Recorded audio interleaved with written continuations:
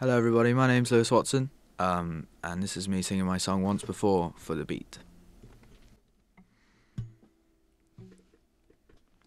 If you want, I could say your name.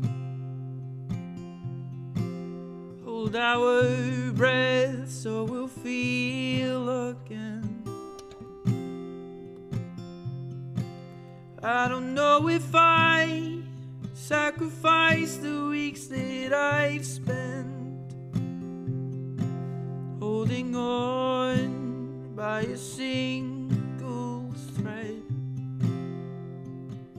but I've been spending those sleepless nights on the floor, and now I don't even close my eyes anymore.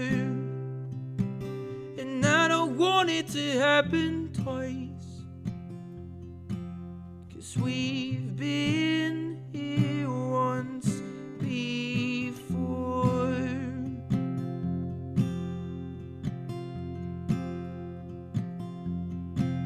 It was you said it all went wrong.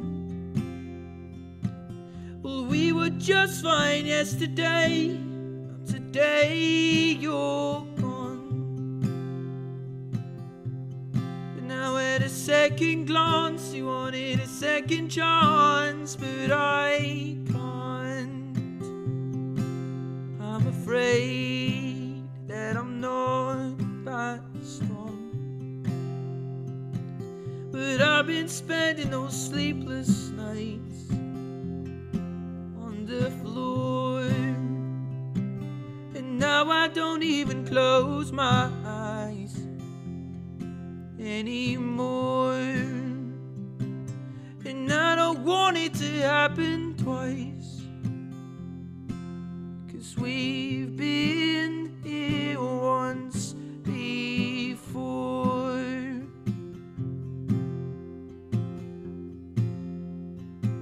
But I've been spending those sleepless nights on the floor, and now I don't even close my eyes anymore, and I don't want it to happen twice, 'cause we've been here once before.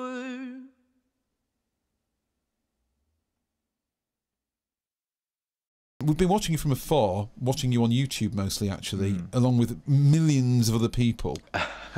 Because this phrase, YouTube sensation or internet sensation, usually prefixes your name whenever people write about you. Yeah, it's a bit weird that. Never thought that would happen. Yeah, it's cool. I mean, I don't know, I've been on YouTube for almost 4 years now, I think. You know, uploading songs and covers and things like that. And it was just something that was fun to do, but it was also kind of my way of performing, because I'd never performed in front of somebody, and I wasn't kind of ready to do that yet. So it was my way to play to an audience, you know, as such, and to get feedback and to know what to improve on and stuff. And yeah, it just kind of snowballed. Like last April, I think, is where it really picked up, or the April before. And it just kind of, I kept gaining subscribers and I kept gaining followers, and it just, you know, it just happened, and it seemed very natural. I didn't really want to, you know, analyze it too much, because it seemed that whatever I was doing was working, so I just kind of kept at it. And yeah, it's really cool though. It's a great thing to, you know, I remember when I got my first 10 subscribers, you know, so it's just so cool now to kind of be on the other end of the spectrum. Just it's great. It's great. And you recommend it as a way of new artists getting out there?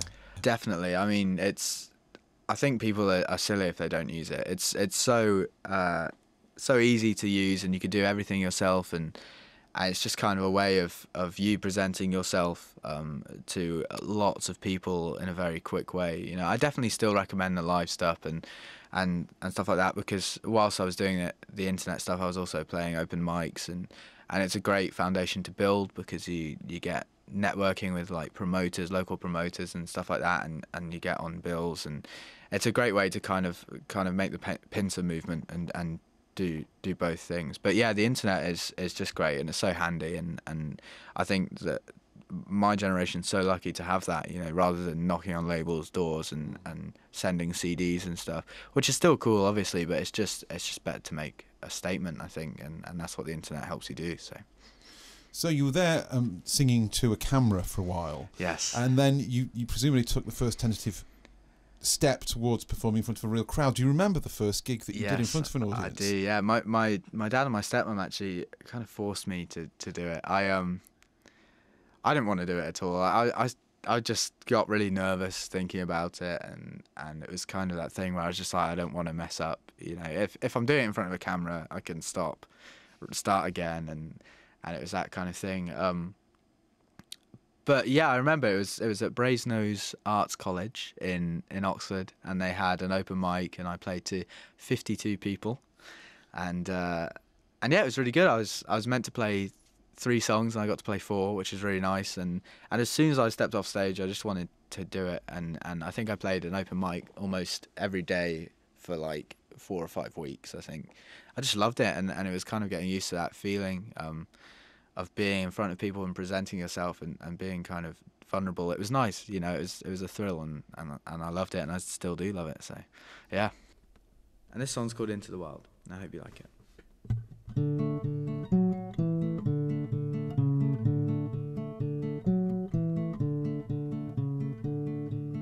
Take my hand and let go. I just want you to know you're the only one that pulls me in. You changed everything. Like one small shaft of light flooding into my eyes. I will never see things just the same, but I'm not afraid. And all I have, it doesn't seem so significant at the drop of a hat. I could leave almost everything that I've ever known. So here we go. Step out into the wild. Oh, there's a beautiful storm in your eyes. We're perfectly intertwined. If it's quite alright, you could be my way of life. Sea salt sits on your lips, birds fall earthward from cliffs. Thought I couldn't do this, but I'm fine, 'cause you're by my side. And all I have, it doesn't seem so significant at the drop of a hat. My whole world's getting different, so here we go. Off-road. Step out into the wild. There's a beautiful storm in your eyes.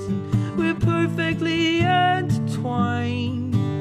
It's quite alright. Maybe it's time to step out into the wild.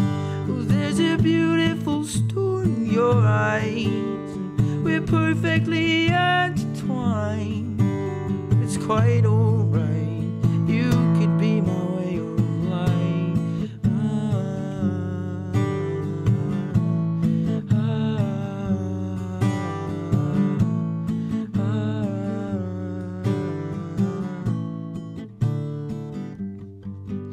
And we take another step into the truly unknown. Don't know why, but it's somewhere that we have to go. And it's dangerously wonderful. So come on, come on, come on, come on. just about into the wild. 'Cause there's a beautiful storm in your eyes, and we're perfectly intertwined. It's quite alright, you could be my way of life.